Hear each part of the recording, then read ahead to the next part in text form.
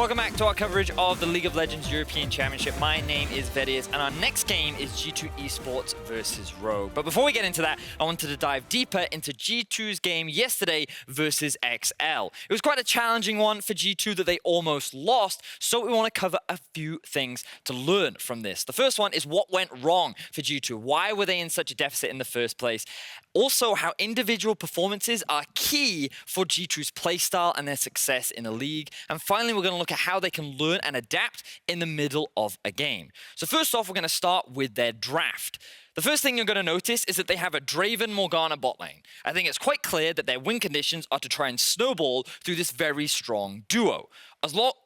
Combined with that, they also have the Olaf, who's very good in the early game, that can synergize well to get this bot lane ahead and offer some protection in terms of early game plays. Now, the Sejuani went up against a Sion, favorable matchup for the Sejuani. Akali into Galio, pretty free farm lane for the Akali, and this duo was up against the Xayah Rakan. So everything was in favor in terms of the early game for G2 Esports. And what they wanted to do was snowball. Now, it started off pretty well for G2. Jankos had some really good early pathing. I was impressed with what he was doing on the map. They even found First Blood up in the top lane. But the first major mistake came from when they wanted to try that snowball. Now, what you'll notice here is that Akali has just gotten her item spike. She has completed the Gunblade, and she wants to walk with the Olaf to try and set up a dive down towards the bot lane. The problem for them is that they don't respect how easy it is, my apologies, they don't respect how easy it is for the Galio and the Nocturne to actually join this fight. They both have semi-globals,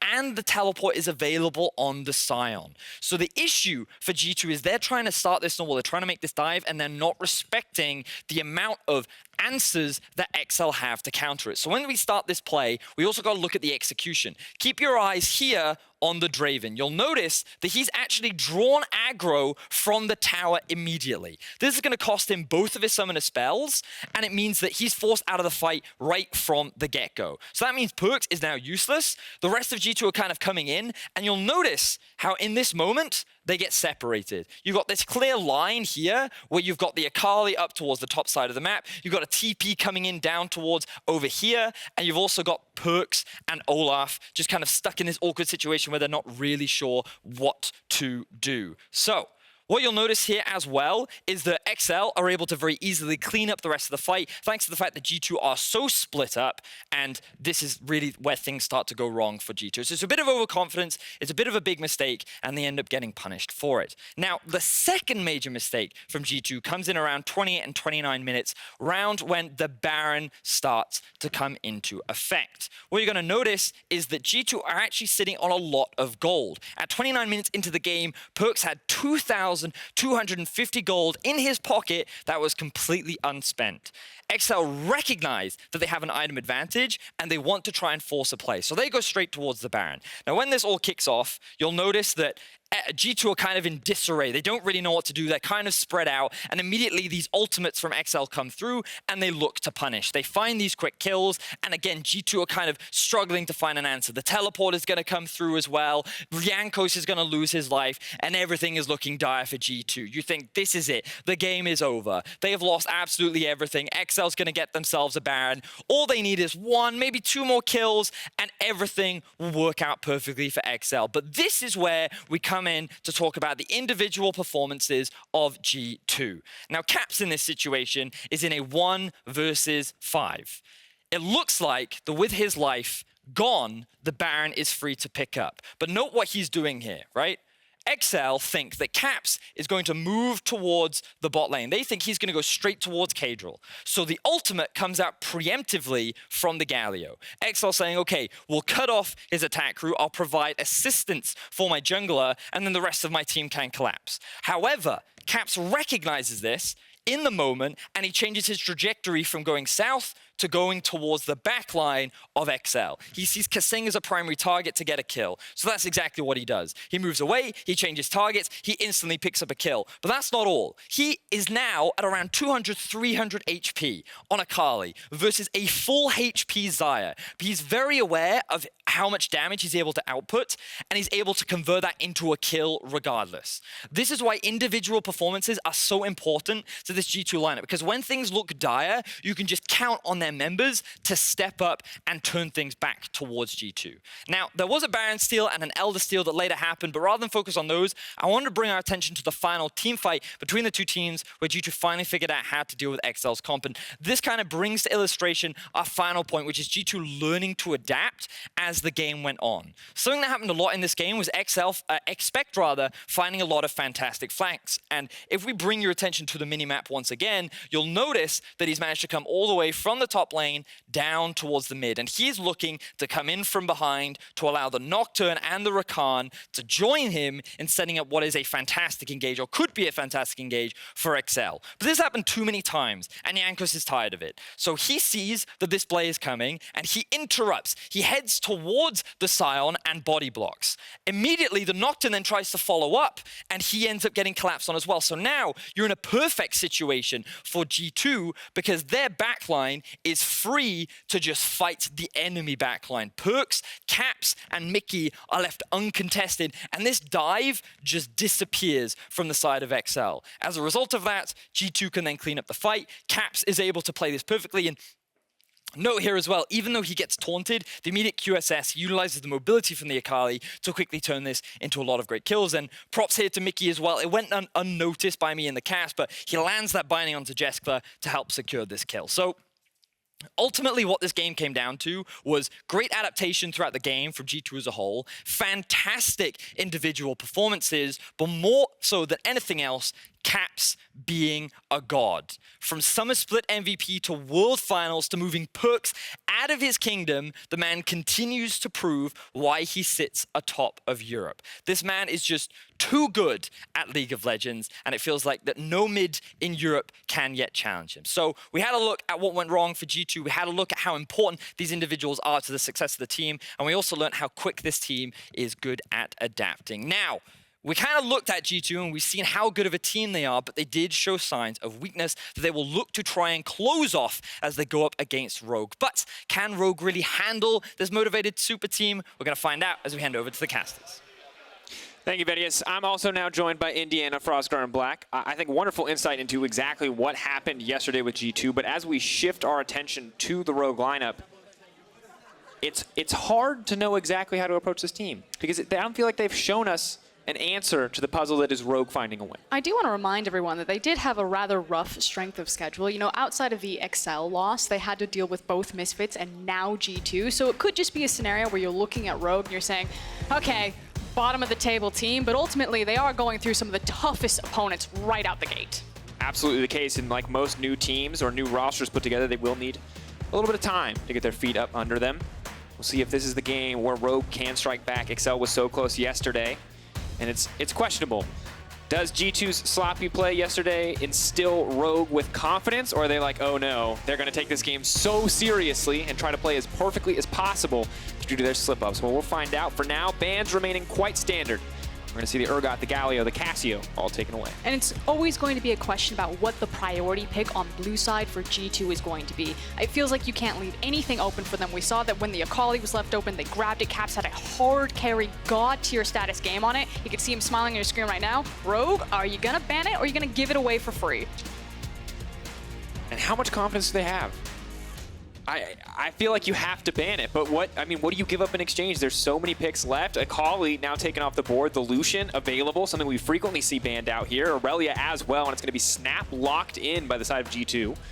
And it's the fact that there's so many power picks. Now that does mean that in return, maybe Rogue can grab some of their own power picks. We usually see a Rakan in a second rotation here. Maybe they go for a tanky champion that can be flexed in either the top or mid lane position to deal with the fact that that is an Irelia. Maybe they grab the likes of the Lucian or, oh my god, sideways. Grabbing the Karthus, the now defeated Karthus, has lost one game in our previous matchup, but still an incredibly powerful pick, and Kikis may be the guy that you want to see this carry-style champion on. And what I hope to see is that Rogue feel confident on these style of champions, and they simply aren't just denial picks away from G2. You know, you can't give them Karthus, you can't give them Lucian, we must grab them, because right now, I haven't seen anything from Rogue that tells me that these are champions that really fit in their wheelhouse.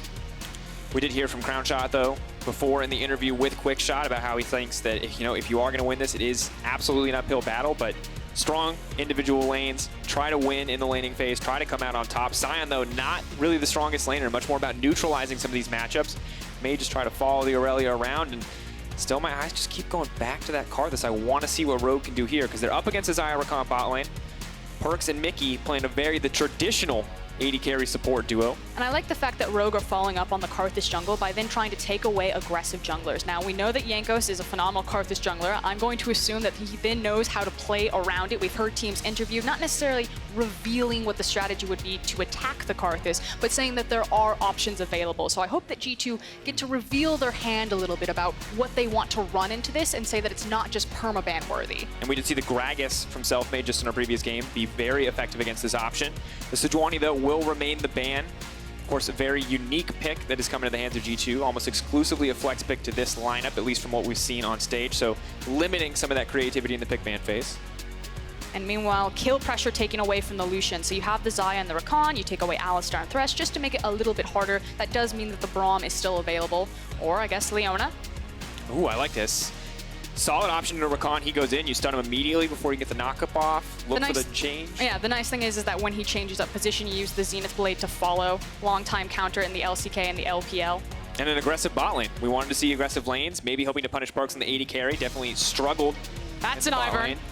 Ooh. Is this a flex pick? No, I'm joking. Is this in the jungle?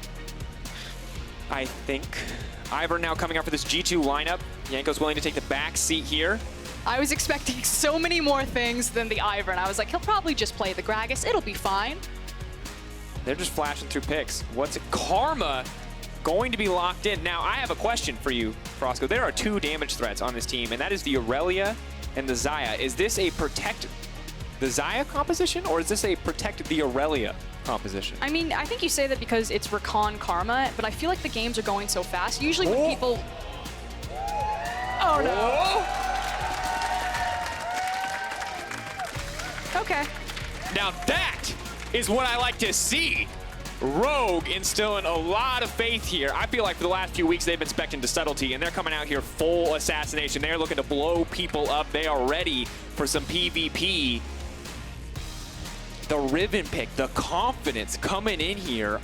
Not to be outdone by the Ivern Karma combo. Whatever, Ivern Karma, those champions are boring. Riven, oh man, this is the solo queue terror. I hate to see it in any game that I play, but any game that I am watching, I am excited to see a Riven, Froskurinn. And I do like the confidence from Sencux just to say that he's going to step 2 across from not just an Irelia, but Caps' Irelia of all things. Now we will repeatedly check in on that matchup and see how it's going to go. I'm going to say it's probably going to be a bit skill-based. Bit of a skill check there. Always rough. Caps generally wins every skill-based matchup right now.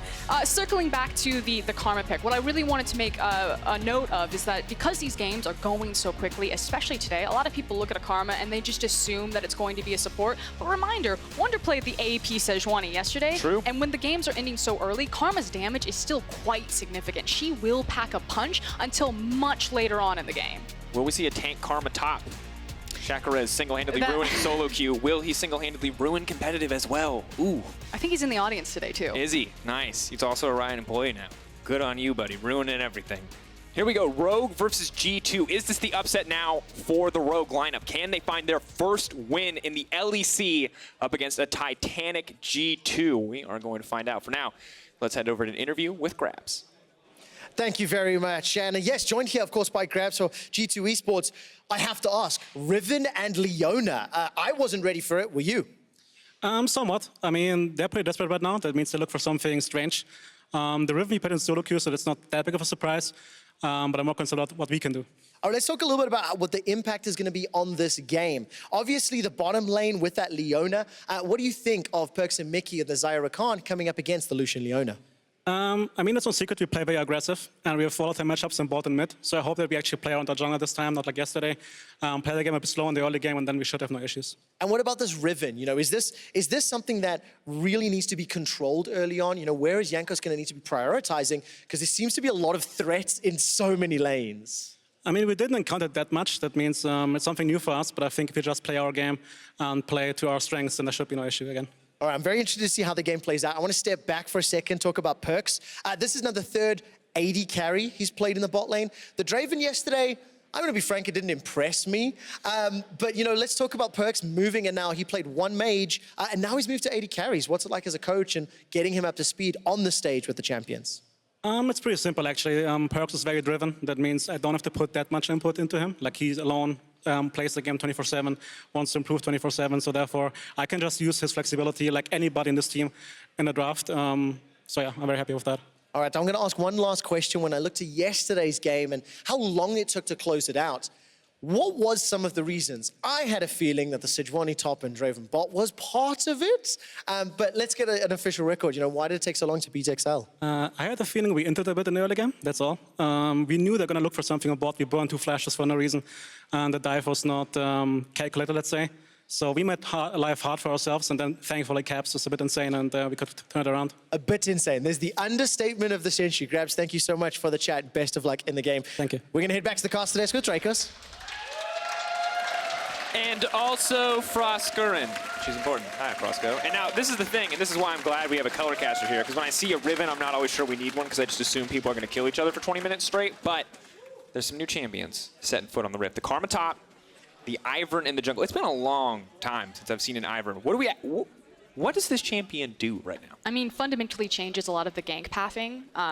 Because Ivern can go through his jungle after he sets it up quite quickly, it does mean that you can open up these really wide windows for attacking the map and getting these ganks done. And so I'm curious about where they're going to attack, because it felt like when Rogue drafted a composition of having, you know, a Lucian Leona, a Riven, a Sion, and that Karthus jungle, they were looking at having control in their lane so they could protect the Karthus jungle, you know, allow him to springboard and get set up into the game.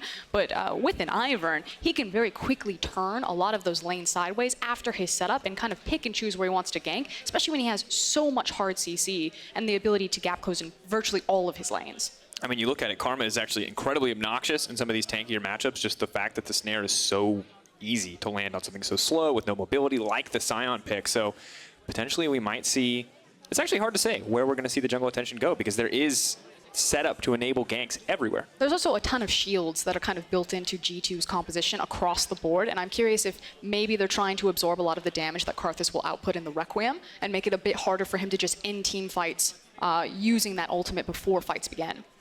And to be fair, people talk a lot about the Soraka as kind of the obvious one pushes hard to heal, one pushes hard to kill people, but I think that the opposite side, a champion who can reliably build Redemption and can rush Redemption early on also feels really good to me. And Ivern, of course, doesn't really need anything to clear the jungle. Very rarely completes the jungle item. We'll find out what Jankos wants to do, what his approach to the Ivern is on this patch, 9.1. For now, he's going to trade blows. I feel like these are 2 of the least interactive junglers we will see on the Rift. Both of them seem pretty content to play PvE. I mean, it feels less interactive about their dueling potential across from each other and very interactive in terms of how they can slot or plug into their lanes to start creating advantages. And again, that's what I actually really like about all of these lanes, whether you're looking at G2 or Rogue, is that there is kill pressure and there is kill attention, and you can start, you know, really carving out where you want to attack on the map, whether that be top, mid, or bot. So all of my attention is going to be on Jankos and Kikis' pathing. We'll find out how much information is going to be given away as well about this pathing. Now they will spot the G2 bottom lane, I believe, coming into lane early, trying to get advantage in that race for level 2, incredibly crucial in this early matchup. But hidden information as to where the Ivern and the Karthus are starting, both of them pretty free to clear this out. Caps goes in for the auto attack just to proc the bone plating. Doesn't look like he's going to go for any more trades level 1. Now Mikyx just trying to play aggressive, trying to move forward, use the double shield here, but Perkz is now getting locked up. A little bit of damage will get traded back. He's just waiting for that aftershock to proc, but I feel like all of these lanes are set up to be explosive. Caps immediately going to go in. Not going to follow up, doesn't want to burn anything else. Of course, the Ignite advantage in the 1v1 is going to be huge. Yeah, that's the difference. Sencux with the TP, Caps with the Ignite, so being very aggressive and recognizing that in the early level 1 that he can play on the front foot and try to force an early kill in the lane. Ooh, check in. Prophet, this is a bad time in this bot lane, or in this top lane. Slip swap.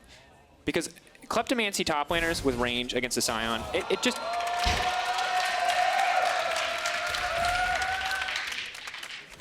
If that was me, I'd be out. I would have back right there and just kind of put my head in my hands for a few minutes, let the team catch up around me. It's the moral support from the audience that really got to me. I like to see it. I really want to experiment with one of us playing a solo queue game on stage, or a pro player, and everyone just, you know, cheering, just like you would for a competitive game. Oh, you missed the cannon. Oh, you died to the red buff again. This isn't about my personal solo queue experience, Froskurinn. This is about the obnoxiousness of Wunder in the top lane, slowly but surely locking up Profit, throwing down just a ton of damage here. This man is just making money off of this Sion. Yeah, and I like the changes to Klepto and how it's given a lot of agency to more ranged top laners to start making an impact in the top lane. Odo, probably the big proponent of the Kennen repeatedly in the top lane. It used to be that Urgot had so many clear matchups and was such an easy pick every time because he is one of the few ranged champions up in that top side. Makes it very easy in the 1v1 matchups when you have that advantage. But the likes of Karma and Kennen really making the most out of the Klepto. I like that it's starting to diversify that champion pool up there. Opening up a lot for Wunder. This man is playing so many different champions. This is kind of what he was known for when Splice was at its peak. I think good to see that continue to develop. And while this top lane is probably not the most interactive, we are set up for an explosive mid lane. I kind of feel like there's almost a bet going on with G2 because they keep trying to play unique champions in every single game as opposed to the jungle.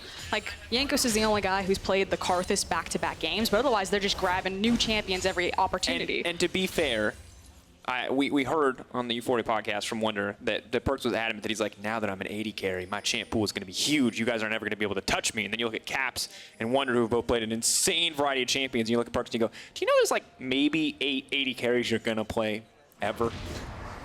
Mages maybe if you mix it up, but you've already played those. So Perkz, I don't think, is winning this race, Froskurinn. He's already played Xayah. They played the Xayah Rakan funnel. But he did manage to throw into the face all the doubters that thought he wouldn't be able to play traditional marksman. You know, not only playing the mages, but then also having the likes of the Dravens and the Xayahs in the back pocket. A very good spot to be in. Having that flexibility, looking much more comfortable on mages than I think a lot of players did when they had to make the adjustment. We'll see if he can keep it up on the AD carries. Not in the most favorable bot lane. A really aggressive Lucian Leona. Not going to be able to find the engage there, though, from Wadid. A nice sidestep. But Perkz is burning through mana, just trying to keep up with the wave pressure that HeaQ and Wadid are putting out. I mean, frankly, across the map, everything looks pretty even until you hone in on that mid lane, which is very early on in this game, 43-28. And again, a lot of that is the Ignite advantage. Sencux just being very respectful to Caps here, but he's getting significantly bullied around at only 5 minutes in the game. And these trades are incredibly explosive, and kind of, I just wish we could have a permanent picture-in-picture on this lane matchup, because while 90% of the time nothing is going to happen, it is set up to be explosive. Kikis, though, going for the cheeky Ocean Drake would be very pivotal for both the top lane matchup as well as for himself, but is not going to get the chance. Let's get spotted out by Caps and Jankos, using that mid lane pressure quite well. And you can see why Kikis thought he had the safety to approach the Ocean Dragon when you check out all of the vision in the bot side river from Rogue. Unfortunately, he didn't deny a lot of that vision, tried to make use of the fact that Karthus can just spam those Skittles and can be pretty healthy or stay pretty safe when he wants to sell out a monster objective this early on. Sorry, eyelash in my eye. It hurt. Let you give you the chance to recover.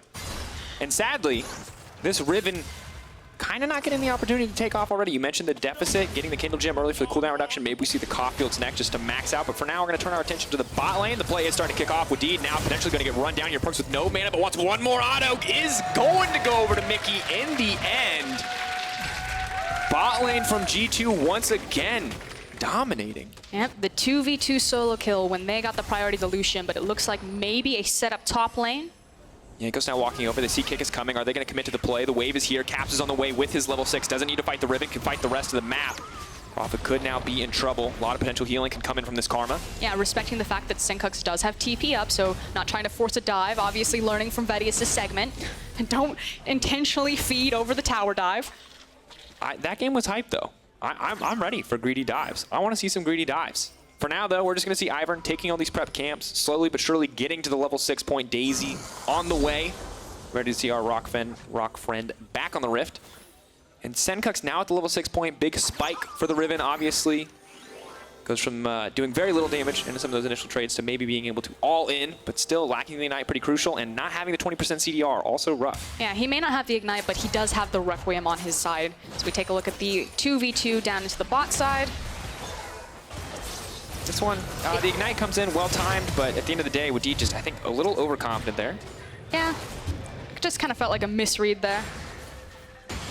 Difficult spot to be in, though. Those little mistakes definitely start to count against the Rogue lineup already. 12.5K for G2, 11.1 for Rogue. I mean, it's devastating when you lose the bot lane. Surprise like that. Dragon! Audience caught it. That was an Easter egg. Good job. It's devastating when you lose the bot lane like that because how it's going to bleed into Kikis' jungle. He wants control of this dragon. He keeps approaching it, surprise or not, to get it started up. But now his bot lane is in a bit of a hole that needs to be dug out of. Ooh, okay, the Hex flash over the wall. Trying to create a trap. Tricky. Sencux was what he thought standing in fog of war. Down there, but yes, of course, the vision is there, as is the inconsistent surprise dragon. Caps, though, ready to go in. Oh. Looks really cool, just means he gets a couple CS, but definitely look cool. Jankos donating that blue buff over to him. One of the, I think, often underappreciated aspects of Ivern's kit is just the sheer amount of buffs you're able to pick up as a mid laner. Red buff in a melee v melee matchup, especially with the health regen, can be pretty massive. And especially when his name's Caps. Especially when he just doesn't need an advantage to solo kill people, and then, you know, he gets a little one. Or have, you know, close to 20 CS lead. In Yeah. fact, across the board, Yeah. there are just massive CS leads. The only place there isn't one is in that jungle. Which is why G2 are perfectly fine to actually have a very quiet early game, it feels like. Here we go, the Prophet going to try to find something back. Perkz is going to use the ultimate, but Jankos is already here. They're going to try to turn this one. The Karthus ult immediately coming out. Perkz is going to get incredibly low, now pulling back the feathers to try to retreat. Wadid is just going to back off. Great neutralization there. And Prophet with no TP needs to make his way back to his lane. Karthus might try to cover. And the big difference there was that Wadid is still level 5, didn't have access to the Leona ultimate and couldn't force the chase versus Mikyx and Perkz both having ults. They're waiting for the back. They're not going to find an excellent sidestep from Wadid. And you got to remember, Wadid, I feel like this is a game that he feels like he has to win. Was on the G2 lineup, dropped for this Mikyx Perkz bot lane. Goes over to Rogue, has not found that much success, but if you can take down a win here, that will feel good. A little bit of vengeance. So he's going to feel good. Unfortunately, still playing from the back foot in terms of their items. Just felt bad giving over that early kill. Too aggressive, too overeager. Now what could have been a very good, solid bot lane to set them up. They're behind on the Blade of the Rune King spike. Not all where they want to be. And the gold lead just continues to extend. And part of that is Wunder. Part of that is the Klepto. Unlimited free Klepto box here for Wunder on the top side of the map. Oh my god. It's a huge advantage for Wunder. Actually, it's nutty. Now, of course, most of that is CS. I'd say 70% probably. The rest is Klepto. Little items, just infinite sustain in the lane. This feels so free. Dragon, go back to the pit! I'm sorry, guys. It's the Ocean Drakes, you know? They don't listen. This is why the clouds were good. This is why we had so many clouds last year. They stay in the pit like they're supposed to. You know, I don't know. They're just not... They're not listening today. Just hanging out, it's fine. He's chilling. He wants to see what's going to happen. I do too. The engage is going to come in now from Wadid. Kikis is going to get here, but it might be too little too late. The ulti now coming in. Wadid is just going to get cut through. Karthus on the way in though. No Requiem available. Challenging Smite there if he wants to use it. Wall of Pain is going to go down. That's the calling. No one going to drop. Trade once again from both sides. Here comes Caps. Here comes the Punisher. Skull on his chest. This man is ready to take lives. Not going to find anything else, though. Does back off, gets a bit more time for Sencux to free farm in the mid lane. Kikis getting caught out, though. Just that root collar just barely falling off. Cap's almost ready to leap into melee range there. And I like the respect from G2, even though they felt that maybe they had caught out Kikis there, not to immediately jump on it. Either they lost track of the Requiem cooldown, maybe just respecting the fact that Leona's right there, but this does give some posturing advantage to Rogue, that Kikis survives when he was pulled out, they walk up into the river, and they may actually finally get Ocean. Maybe. Ocean finally going to return to the pit. This is like the third attempt on this dragon. Bad Ocean. We're back to the, well, no, G2, they know. Ocean needs to learn. Gotta get back in the pit. So they are going to try to take this one. Kikis could flash, go for the smite. I don't think he's going to do it, though. He's incredibly low. Wadid still wants to try to find it. Ulti now immediately coming out. Perkz going to use his ulti to nullify that one. At least try to. Damage coming through. Rogue getting cut down now. Sencux still in the middle of the fight. He's going to try to find the XQV. He's going to get one back, but has to stop Caps from cutting through the rest of his team. The resets are there for the jumps. One. He's looking for the next one on the Kikis. It's easy. Clean it up. Just all too good for Cap. But Sencux is firing back. The Irelia, the Riven, they don't need to fight each other. They're just going to kill each other's team. Sencux, though, now on the back foot, has the dash. Wants to look for the Q over the wall. 1, 2, and 3, but the ignite, the fade away, the Power Rangers finish. Don't even look at him die. Just take it in stride. Didn't want to force himself to use it. Thought he could walk down the Riven, but as he saw that Sencux was heading for the wall, he's like, one to remember me by. And now this replay brought to you by Alienware, and just... And it's just desynced from Rogue right now. They're waiting for Wadid and Sencux to get into position. Sencux feels like he is being zoned out by Caps, but You know, Kikis, he decides, am I going over the wall? Am I fighting this? When am I going to do the Requiem? I felt like it came in a little bit too late, and then eventually forces himself to flash over the wall, but the damage has really been done. It does get a little bit better because where Caps is no longer zoning out Sencux from the fight, he then goes to clean up the kills. That does allow Sencux to pick up kills on the back half, but you're still dealing with the Caps problem. So in the end, it's still a huge win for G2. And honestly, Caps just plays that duel fantastically. Tries to do what he can to save Mikyx, has the Ignite still available, holding on to Summoners. And that feels like just the ultimate way to end the fight, which is the, oh yeah, I still have Ignite, by the way. And what I love about watching Caps in team fights is it feels like he's just aware of everything. That he's just tracking every single cooldown, that he knows exactly when he's got the damage to burst someone, that he's holding on to the Ignite, that he doesn't have to burn it too early, then he can use it to secure a fadeaway kill like that, as opposed to immediately opening up with it and getting maybe a little bit too greedy or not recognizing the full capacity or power of his champion. And the confidence which he plays both a very complex 1v1 in Irelia versus Riven and a team fight at the same time is incredible to watch. A reason why he's heralded as the best player in Europe. Probably the best player in the West as well. Now we're going to see the fight kick off. They're looking for the engagement. Kikis now locked into the middle. Everyone is going to drop. Can fire down a bit more damage with Death Defy, but an immediate pickup. Caps is doing Cap things. He is starting to take off, and I don't know if anyone's going to be able to kill this Irelia in the fights to come. And frankly, the idea is Rogue can no longer sit in these isolated lane matchups. They need to break away from the map, start trying to create numbers advantages around. So they thought that, okay, we'll group up, we'll try to force around the Rift Herald, maybe play some vision. But G2 just read them like a book. We're there as soon as they turned the corner and are punishing them for any move that they make. Now they're going to grab the Rift Herald as well, already with a 4K gold lead 15 minutes into the game. This is the dominance that you expect from G2. They've learned from their mistakes yesterday, not going to give a single moment to breathe to this Rogue lineup. It's just Froskurinn, honestly, it's brutal to watch because it looks like things are going okay, and then one slip up against G2, somebody dies. The second slip up, 5 people die, and then you're just losing the game. This is not a team that lets you get away with anything. And again, it feels like the idea is Rogue are saying, okay, we can no longer 2v2 bottom. We definitely can't 1v1 mid. Let's try to get an early rotation into an objective and see what we can get. Speaking of getting stuff. Wunder now going to try to walk away.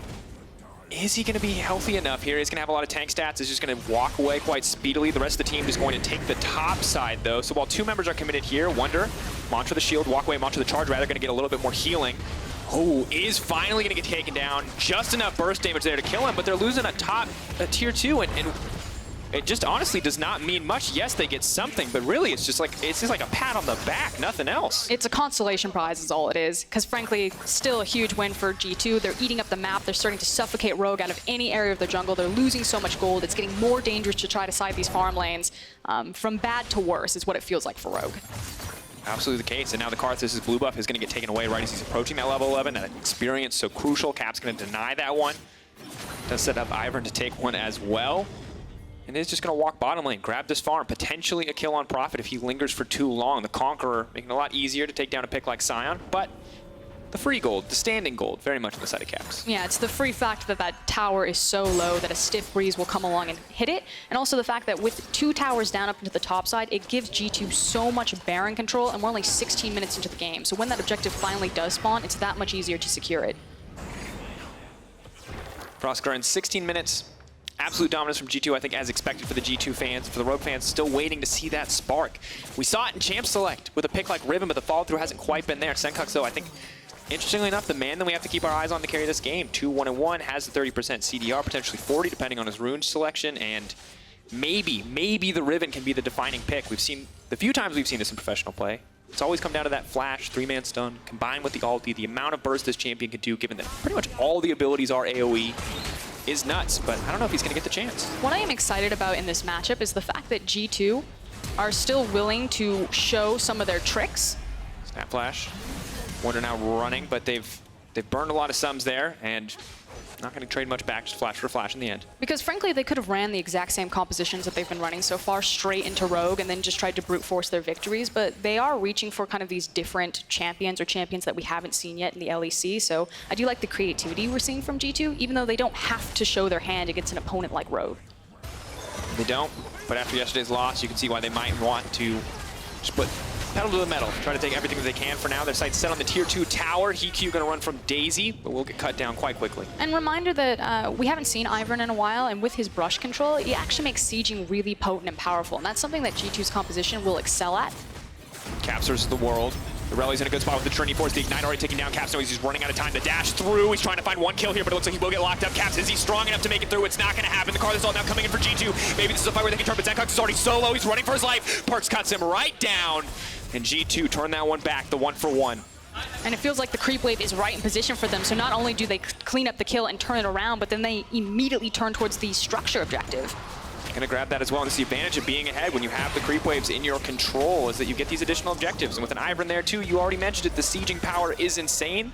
The heal now coming out for Perkz. He was hungering for that objective. Very deep teleport. Check out where Sion is. He wants to engage from behind. Q. His team doesn't have the health to follow up, though. One thing Grabbz talked about, he's proud of the team when they didn't overextend. Is this one of those moments where they have overextended? HeaQ's low, Kikis low on mana as well, and Prophet's TP not actually going to amount to anything. Yeah, and again, it was the fact that Prophet was like, team, I'm going in, we're setting up the play, but ultimately their health bars had already been chunked down, so there was going to be no follow-up, and Prophet would have just been on a suicide mission. So he rightfully pulls out the pin on that one and says, okay, no, I'm actually just going to walk away to the side, but a massive cooldown that's lost right as we're starting to go into that big Baron window.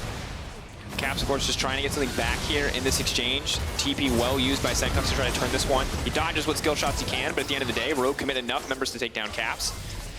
Is nice to have that additional gold, is going to be important to shut down a player like Caps. And now the Death Dance coming through as well for Sencux. The Riven is getting stronger and stronger. G2 continue to take structures, though, across the map. 6 towers to 0. Definitely not a perfect game by any means from the G2 lineup, but clearly in control. And again, it's the fact that even if Rogue do manage to find one strong member, if it is on that Riven and Sencux, it's the fact that the entire map is being pressured from G2. So Sencux can maybe start to work, maybe find a 3v1 advantage onto Caps, kill him again, but what will they lose across map? That is the big question. For now, Jankos and Caps moving as a duo to invade the jungle to clear out a bit of vision. Oh my God. That is Karma AP damage. Sion, though, going to come in. Unstoppable, not going to connect on anybody. Sencux trying to find his way. That's the 2-man stun. The lockup going to continue onto Wunder. But Perkz is just firing free shots over the wall.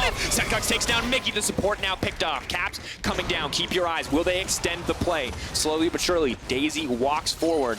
The G2 lineup will back off in the end, and that's just the pick in favor of Rogue. And that's the thing, it's an Ignite Irelia, doesn't have the TP, so when Caps does swing out to those side lanes, it's much harder for him to get there faster, and he's going to be on janitorial duty. Now that said, G2 say, okay, they used a lot to get that pick, we've got our jungler, we're available here, we have Daisy to help us with this Baron, let's try to force it, make them fight us, because they don't want to fight Caps. Just saying we will take the 4v5, we are not afraid. Prophet goes right into the middle of everything, the stopwatch already used. Rogue need to make a decision quickly, or they're going to get down by Caps. 2 members locked up immediately. He's looking for the reset of the play, so she's cutting through the entire team, dipping and diving his way through this lineup. But Karthus is firing back. Rogue not going to give up this Baron, and G2 maybe biting off more than they could chew. Didn't respect the Karthus damage. Caps wanted to dive into the backline, but Karthus, his entire zone, split the team fight. Caps was having to sit on the Karthus, eat the ultimate, and also all of the damage of the 3 members he was trying to fight. G2 have to give more respect to this Karthus pick, cannot just team fight right into it. As fancy as Cap's footwork is, as good as those mechanical moves are, you just cannot walk through that defile too easily. Red buff will be picked up once again, denying these little advantages from Rogue, but no greater advantage. Trading even will go in favor of Rogue as we get further in the game. That vision, that's really unfortunate. Oh, what? That's awkward. We've been there. 2 wards, 1 bush.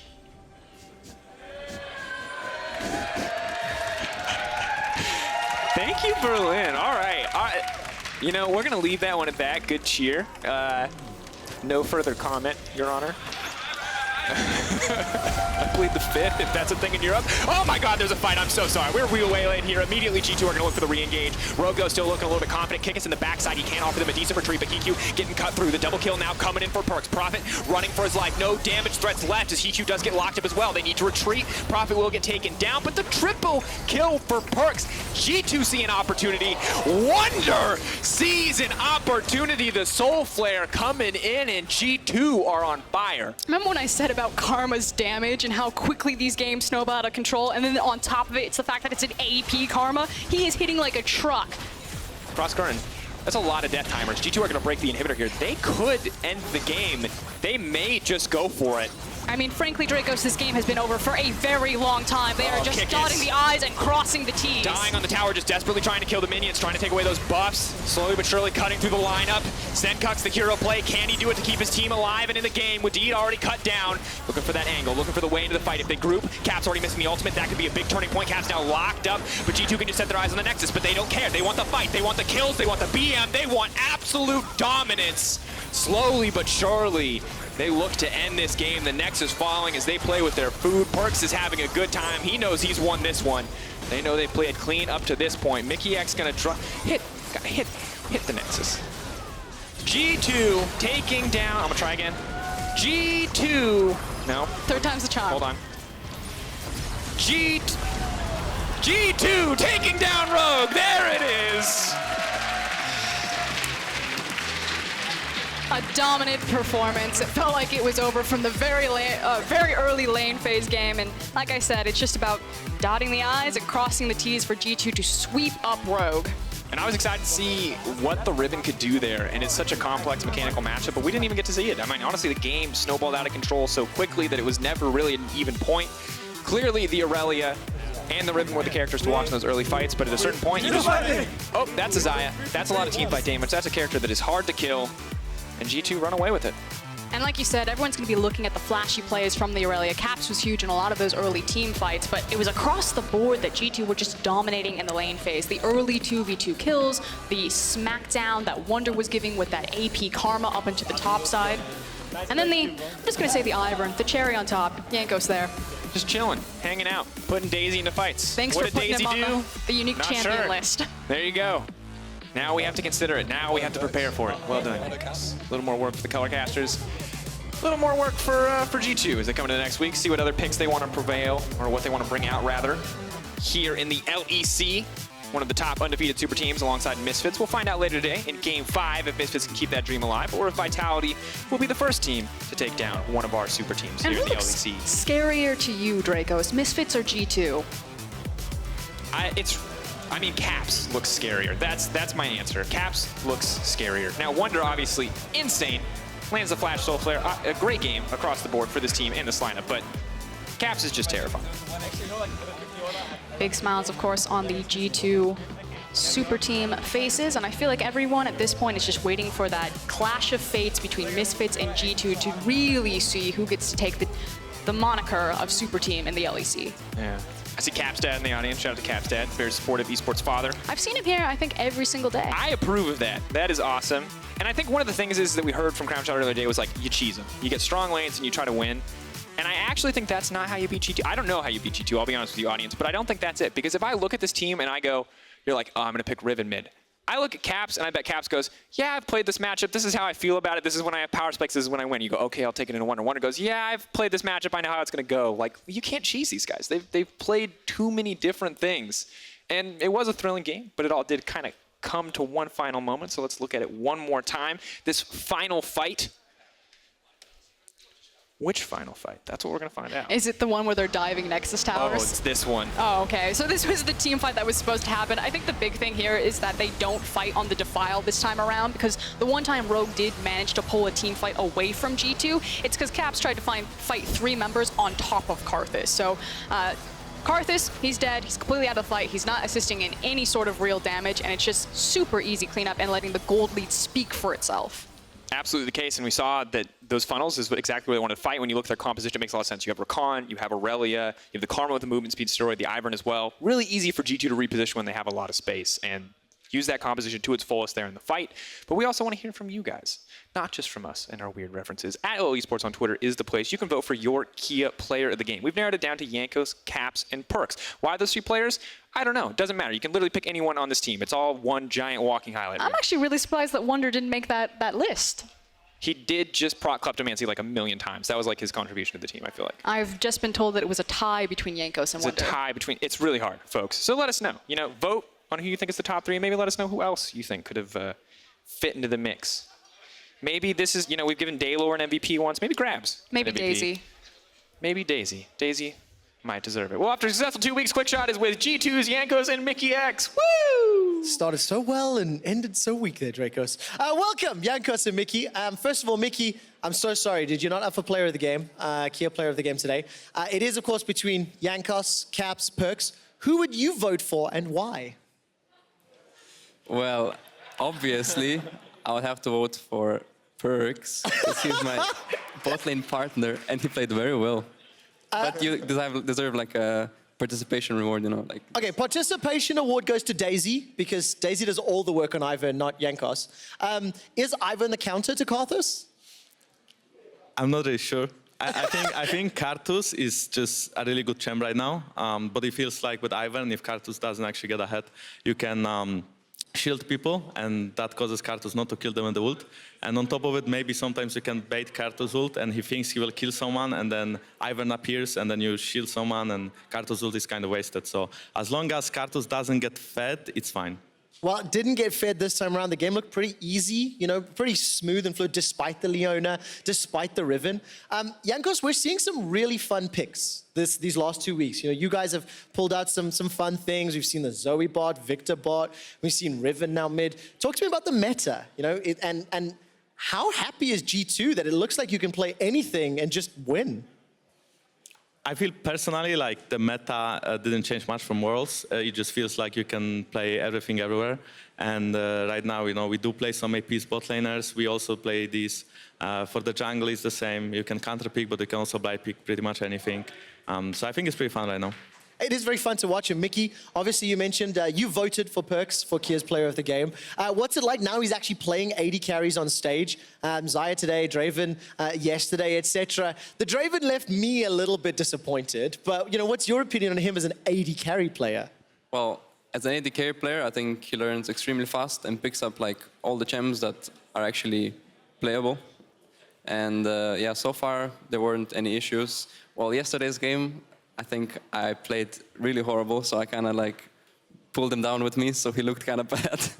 But his Riven could use some work. Yeah, there's no doubt there. Jankos, you threw your eyebrows up. I was like, Perkz, AD carry. Now I can see you want to chime in. How good is he as an ADC? No, I mean, I think he really does improve fast. And does that mean he's not good, but he's getting good? I mean, I think right now he plays most of the champs on a really high standard. Maybe, you know, his Draven could use for sure some work. For example, he could learn from Hansama a lot, but I feel like his Xayah does well. But that's mainly because of Mikyx, because Rakan Xayah, it's 80% Rakan. Yeah, there's no doubt there. And of course, last week his Kai'Sa was very good. Look, congratulations, you guys are 4-0. Let's step back and look at the splits so far. Super team, super team, super team. The two teams that are in contention is you guys and Misfits. First of all, do you believe that you and Misfits are super teams? And if you do or do not, what makes it a super team? I mean, I think we are actually not that great, and we showed it yesterday. We were struggling a lot because we made some poor decisions in game. But I feel like we do have really strong individual players, and that is why we are winning a lot, especially Caps, because, you know, yesterday's game wouldn't be possible without Caps.